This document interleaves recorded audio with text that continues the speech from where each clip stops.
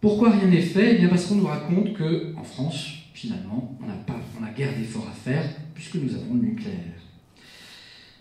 La France est aujourd'hui le pays le plus nucléarisé du monde. 58 réacteurs, dont 19 ont plus de 30 ans quand même. Et le gouvernement prévoit leur prolongation sur 10 voire 15 ans. Je demeure convaincu de la pertinence de ce choix, déclare Nicolas Sarkozy après l'accident de Fukushima.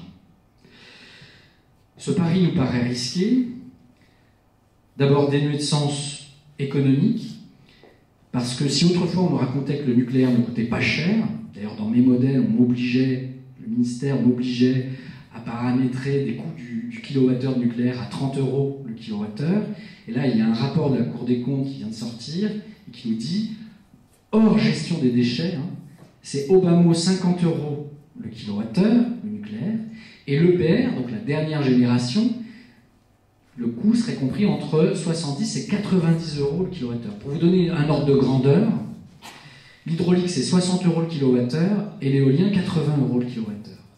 Donc aujourd'hui, on ne peut pas considérer que le nucléaire est moins cher que les énergies renouvelables. En outre, au niveau mondial, ça n'est pas une solution parce que l'Agence internationale de l'énergie, vous avez vu qu'elle n'est pas très écolo dans ses prévisions, nous dit qu'on a 75 ans de réserve d'uranium disponible à la consommation actuelle. Ce qui signifie que si l'on doublait le nombre de centrales nucléaires dans le monde, les réserves atteindraient 35 ans d'exploitation, c'est-à-dire une durée inférieure à l'espérance de vie de ces mêmes centrales. Okay. Et si on doublait le nombre de centrales nucléaires dans le monde, on ne produirait que 4,5% de la demande énergétique mondiale. Ce n'est donc pas une solution au réchauffement climatique. Ça, il faut bien se le mettre dans la tête. Alors pourquoi se lancer dans une aventure pareille, alors que les risques d'accidents majeurs sont considérables et que l'on ne sait toujours pas traiter les déchets? Le petit diagramme en bas vous indique que, par exemple, l'uranium 235 a une espérance de vie, une radioactivité de 110 millions d'années, et l'uranium 238 de 4,5 milliards d'années. On ne sait pas gérer des déchets hautement radioactifs comme cela.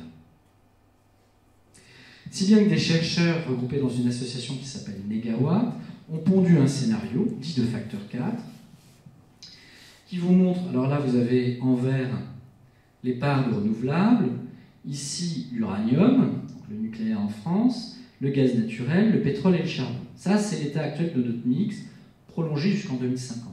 Eh bien, excusez-moi,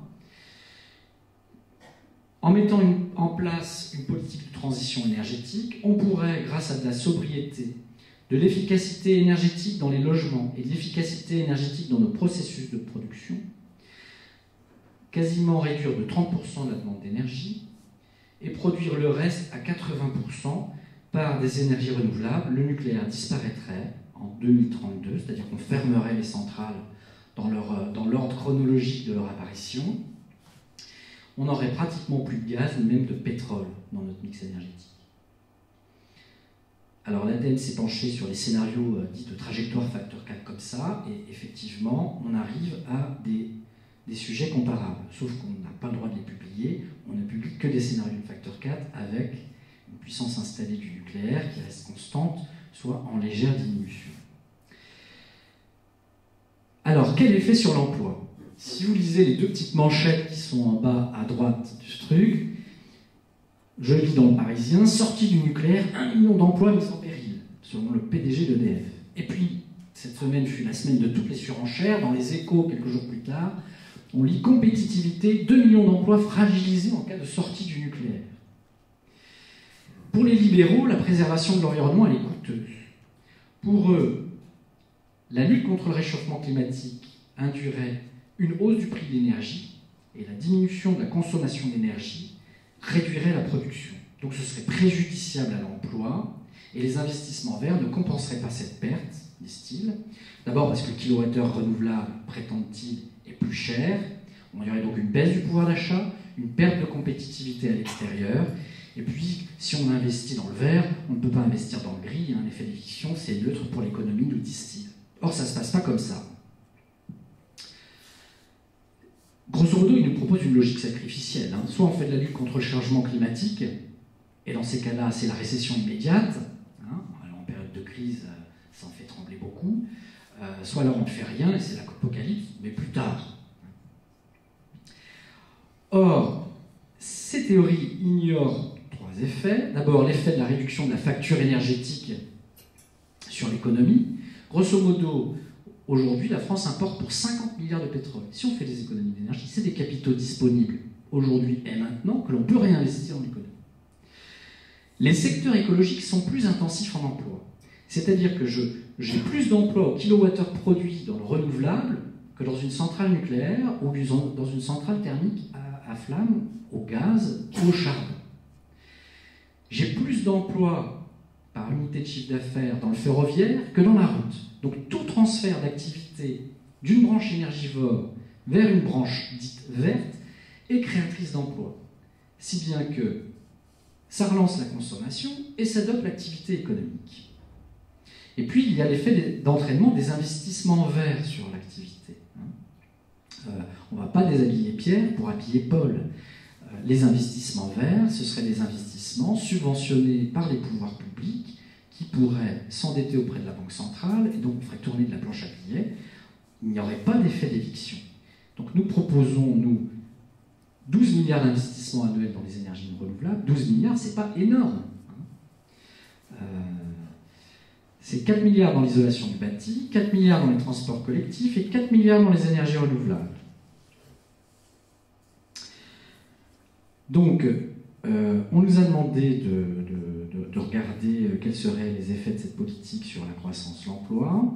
Donc, on a mis dans nos modèles les mesures décrites ici, des investissements massifs dans les énergies renouvelables, dans les transports collectifs. On met en place une taxe carbone, mais dont les recettes seraient redistribuées aux ménages sous forme de baisse de taxes, notamment de CSG, pour préserver le niveau de vie des plus défavorisés. On double les crédits d'impôt à l'efficacité énergétique dans le logement, et on fait une isolation massive de logements sociaux grâce à des prêts de la Caisse des dépôts. Et quand on fait mouliner tout ça et qu'on fait nos petits calculs, eh bien on s'aperçoit qu'on aurait une hausse de l'emploi et de l'activité et une baisse des émissions de gaz à effet de serre. C'est-à-dire qu'on a un possible découplage, un découplage possible entre l'activité économique et les émissions de gaz à effet de serre. On aurait une hausse du PIB, donc un produit intérieur brut, c'est la somme de tous les revenus qui sont distribués dans l'économie, qui augmenterait de 2%, et pour cause, j'ai une baisse du chômage et j'ai 600 000 emplois supplémentaires grâce à ma politique de transition énergétique. Donc plus d'emplois, plus de revenus,